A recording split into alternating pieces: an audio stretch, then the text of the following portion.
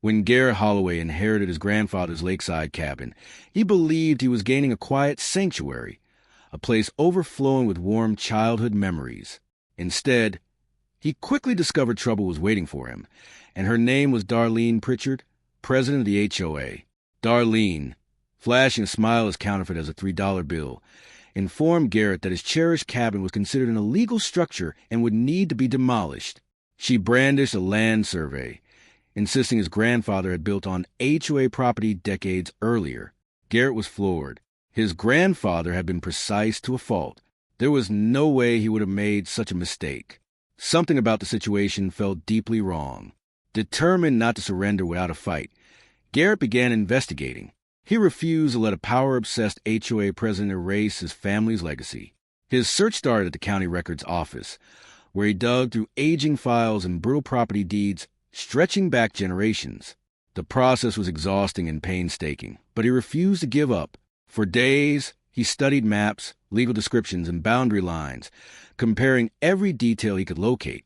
He was convinced the truth was hidden somewhere within that mountain of paperwork, buried beneath decades of red tape. His instincts told him Darlene wasn't simply confused. She was concealing something, and he intended to uncover it. Then he spotted it, a subtle inconsistency on an old plat map from the 1950s. It was minor enough that most people would have missed it, but to Garrett, it was everything. He immediately hired a licensed surveyor to perform a new, independent survey of the entire property using modern GPS technology. A few days later, the surveyor called, barely containing his excitement. "You're not going to believe this," he said. The original survey, the one Darlene relied on, was fraudulent. It had been deliberately altered. The bombshell? Garrett's cabin was entirely legal and safely on his own land. Even more shocking, a sizable portion of the HOA's property, including the lavish clubhouse and Darlene's private dock, was actually sitting on land that belonged to Garrett's grandfather. The power dynamic had flipped overnight. Now Garrett held the advantage. He could have used this information as leverage to force the HOA to back off. But Darlene had crossed a line. She had disrespected his grandfather's memory and tried to take his home. He wasn't going to let it go. Instead, he decided to escalate, returning to the county office. He shifted his focus from surveys to tax records. That's when he discovered something else, something that made him smile. The parcel beneath the HOA clubhouse in Darlene's dock had slipped through the cracks for years. Because of the falsified survey, no one had paid property taxes on it in decades. It was in legal limbo, delinquent and scheduled for public auction. It was the perfect opportunity. Garrett discreetly registered for the auction. While Darlene continued mailing threats and attempting intimidation, he was quietly preparing his decisive move. On auction day, no one else recognized the importance of that overlooked slice of land. Garrett purchased it for a shockingly low price. Just like that, he became the rightful owner of the ground beneath the HOA clubhouse. He wasted no time. Deed in hand, Garrett hired a demolition crew. At dawn, as sunlight glimmered across the lake, the roar of heavy equipment shattered the calm. Darlene burst out of her house in a bathrobe, fury and confusion written across her face. Bulldozers stood ready to dismantle the clubhouse she ruled over. "What is going on?" she screamed. Garrett calmly approached, held up the official deed, and replied, "This property now belongs to me, and I'm making some changes. Your clubhouse is trespassing." Her face went pale as reality sank in.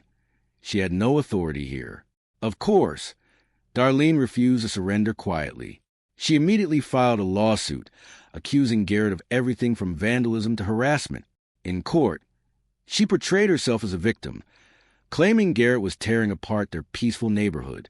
Confidently, she presented her falsified survey, certain the judge would rule in her favor. But she had underestimated her opponent. Garrett methodically introduced his evidence: the certified independent survey, archived county maps, the legally acquired deed from the tax auction, and documentation proving decades of unpaid taxes. The judge reviewed each piece carefully. The truth was undeniable. He condemned the HOA's actions as an outrageous abuse of power built on fraudulent documentation. Not only did he dismiss Darlene's lawsuit entirely, but he affirmed Garrett's ownership of the land and his right to remove the unauthorized structures. He even ordered the HOA to reimburse Garrett's legal expenses. It was an absolute victory. Darlene erupted in the courtroom, shouting at the judge or attorney, and Garrett in a humiliating display. It was a final outburst of a bully who had finally been outmatched. In the end, Garrett kept his grandfather's cabin, which felt more peaceful than ever. The HOA fell into chaos, with Darlene facing possible fraud charges and a movement to remove her as president. On the land he had reclaimed, Garrett chose not to rebuild a clubhouse. Instead, he created a beautiful community garden for the neighbors who had treated him with kindness, a tribute to the neighborly spirit his grandfather cherished. His story quickly became local legend, proof that determination, patience, and thorough research can topple even the most arrogant bully. Thanks for watching, and if you enjoyed the story of justice served, be sure to like and subscribe for more.